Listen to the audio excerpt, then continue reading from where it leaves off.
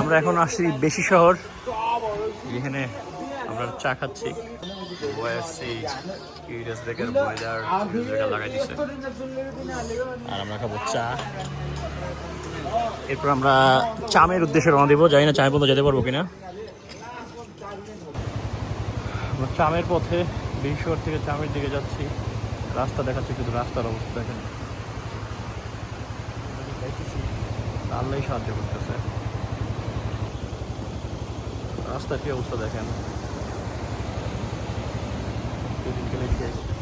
আসসালামু আলাইকুম everyone, this is dynamic biker from জাগট, নেপাল।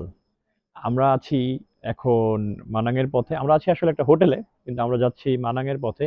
এই ডান পাশে ভয়াবহ রাস্তা যেটা মানাং গিয়েছে, বাম পাশে ভয়াবহ রাস্তা যেটা বেশি শহর থেকে পর্যন্ত এসছে। দূরে অনেক ভয়াবহ। তা আমরা যে হোটেলে আছি, হোটেলের নাম হচ্ছে হোটেল মাউন্ট ব্ল্যাঙ্ক। এই হোটেলটা আসলে সাশ্রয়ী এবং নেপালিরা বাংলাদেশিদের অনেক ভালোবাসে। অনেক ডিসকাউন্ট আমরা পেয়েছি। আর আমাদের দুইটা বাইক আছে এখানে।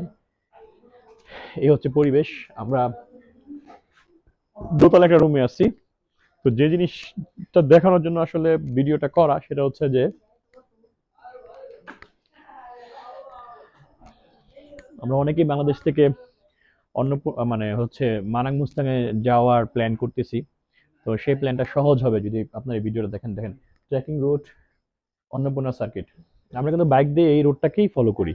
আমি দেখাই, এই হচ্ছে বেশি স্যার, এখান থেকে একটা রোড শুরু হয়েছে, যেটা এদিক দিয়ে হচ্ছে জাগট হয়ে চামে হয়ে কটোচামে হয়ে তারপরে আপনার আপার পিসাং হয়ে এই যে মানাঙে পৌঁছে গেছে। এটা হচ্ছে বেশিরভাগ হয়ে মানাং আসার রাস্তা।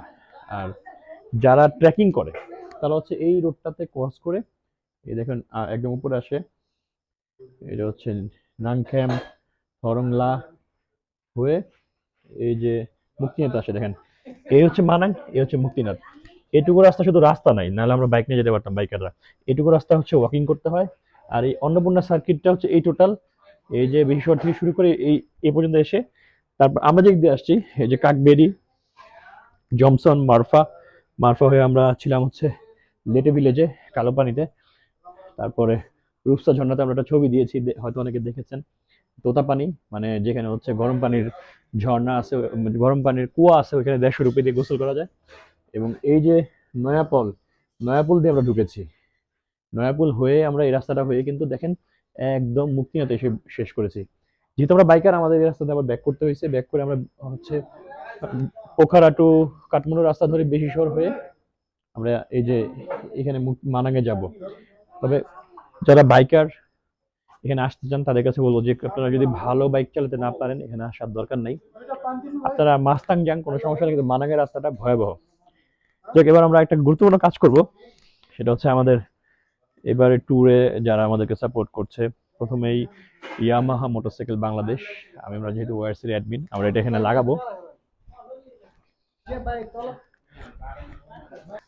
বাইকারে আসছে এই যে নব অ্যাডভেঞ্চার মোটো ক্লাব, অনেক ক্লাবই আছে এখানে। দেখা যাচ্ছে আমাদের ওয়ারসির স্টিকার, এবং আমাদের খুব ভালো লাগে যখন আমরা হচ্ছে ওয়ারসি ঢাকাকে রিপ্রেজেন্ট করি।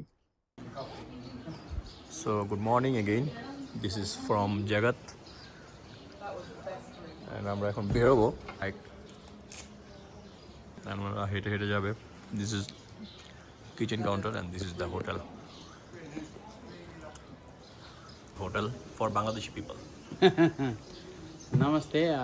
In my house now is first time Bangladesh people, 2 motorbikes.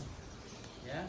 Yes. They are very first time I meet in Bangladeshi people, but as they speak Hindi plus Bengali, I think, but I don't know Bengali. But they are staying in my house and they are very happy. I'm also very happy. If someone is from Bangladesh, more tourists coming in Rana Annapurna, you can contact or you can stay in my house. Namaste. Thank you. You're welcome. Let us do like friend. So, what about your experience in this hotel? It's a fantastic hotel. It's the second time we've been here, so and it's even better. It's the best hotel so far on the trip. And you? Fantastic, really. I'm very pleased. The bathroom was beautiful, the room was comfortable, the beds were comfortable. It's just brilliant, absolutely brilliant. Definitely recommend it. Okay, thank Stay you. here, Bangladeshi people. Thank you, thank you. And the Australian people said it's good for the tourists and the travelers. So you can come here and stay this beautiful hotel.